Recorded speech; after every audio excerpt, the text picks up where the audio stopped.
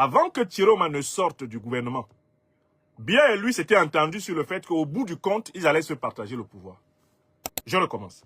Et c'est ça le problème des Camerounais. L'incapacité de se projeter en profondeur, de voir dedans, comme on dit.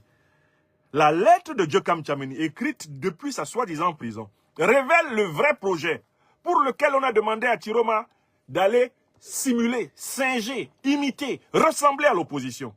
Radicaliser autant que possible l'opposition, tout en sachant qu'il n'est pas populaire.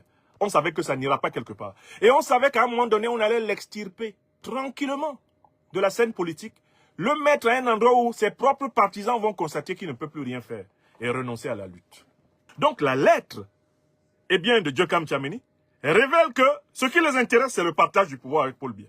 La lettre, malheureusement pour eux, elle est sortie avant le communiqué gambien. Maintenant, revenons au communiqué gambien. Le communiqué gambien que je viens de commenter nous donne beaucoup d'informations. Il faut que vous voyez les informations qu'il y a dedans. D'abord, le communiqué gambien prouve que Issa Chiroma Bakari a menti aux Camerounais. Il avait dit qu'il ne partira jamais de sa maison. Il avait dit qu'il préférait mourir et même libérer le Cameroun étant mort. Il a menti.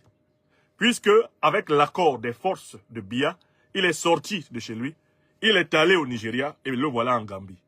C'est un menteur. Le communiqué nous informe aussi que le gouvernement de Paul Biya, le gouvernement de Tinubu au Nigeria et le gouvernement gambien sont là pour faciliter des négociations entre Chiroma et Biya pour qu'ils se partagent le pouvoir. Je rappelle que dans le communiqué gambien, on n'appelle pas Chiroma président élu. Les Gambiens révèlent que Chiroma sait très bien qu'il n'est pas président élu. Et Paul Biya lui-même sait qu'il n'est pas président élu. Parce que Paul Biya est là par usurpation, par fraude et par violence. D'accord? Mais Chiroma n'a pas été élu parce que le 12 octobre, ce n'était pas une élection. Bon. On indique donc que ce qu'on est en train de préparer en Gambie, c'est exactement ce que Djokam Tchameni a écrit dans sa lettre. Le partage du gâteau. Or, ce partage du gâteau, c'est ce pourquoi on avait envoyé Chiroma. Chiroma est déjà quelqu'un qui est dans le gâteau. On lui a dit, va voler la lumière de l'opposition, siphonne l'opposition, endort les Camerounais jusqu'à croire que vraiment avec toi, ça va être la révolution. Et quand ça va chauffer, ça va commencer à chauffer un peu, on te sort de Garoua, on t'amène au Nigeria. Si on voit que ça chauffe toujours quand tu es au Nigeria, on t'éloigne un peu plus. On t'envoie en Gambie. Et là-bas en Gambie, ce n'est pas toi qui vas parler, c'est le gouvernement gambien qui va dire que tu n'as pas le droit de renverser Paul Biya. En effet, ça c'est la troisième information que nous avons ici.